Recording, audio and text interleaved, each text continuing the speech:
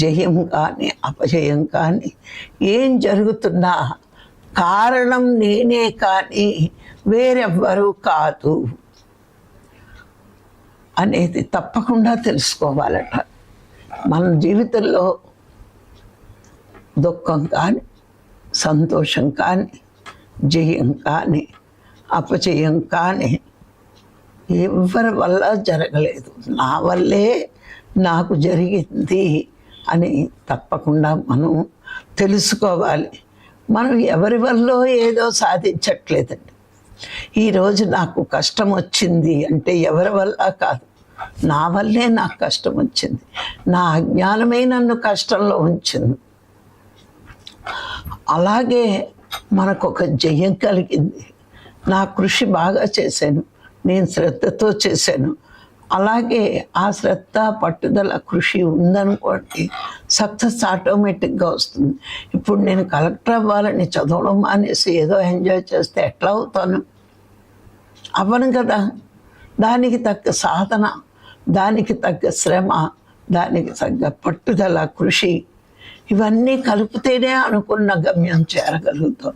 అంతేకాని వాళ్ళ వల్ల అవుతుంది వీళ్ళ వల్ల. సాధారణంగా మనందరికీ ఒక అలవాటు ప్రపంచం జీవితంలో, ఆ దేవుడికి మొక్కుకొని ఈ దేవుడికి మొక్కుకొని దేవుడి దయ వల్ల అయిపోతాం. నువ్వు ఎన్ని మొక్కులు మొక్కినా నీ ప్రయత్నం, నీ కృషి, నీ పట్టుదల లేనిది ఎప్పుడూ విజయం నీ వెంట రాదు. ఆ ప్రయత్నం వల్ల ఎవరి వల్ల నువ్వు అవ్వలేదు.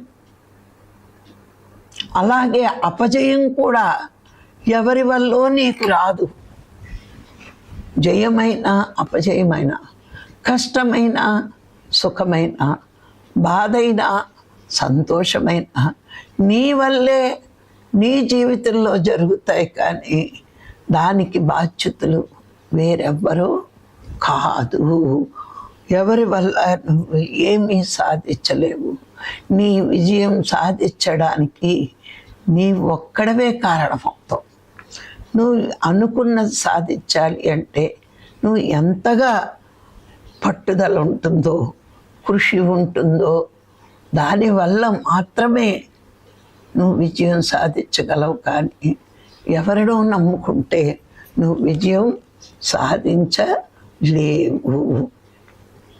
ఇది బాగా గమనించుకోవాలి. మన జీవితంలో జరుగుతున్నవన్నీ మన వల్లే జరుగుతాయి. విజయాలు మన వల్లే జరుగుతాయి, అపజయాలు మన వల్లే జరుగుతాయి. ఎవరి వల్ల ఏమీ జరగవు.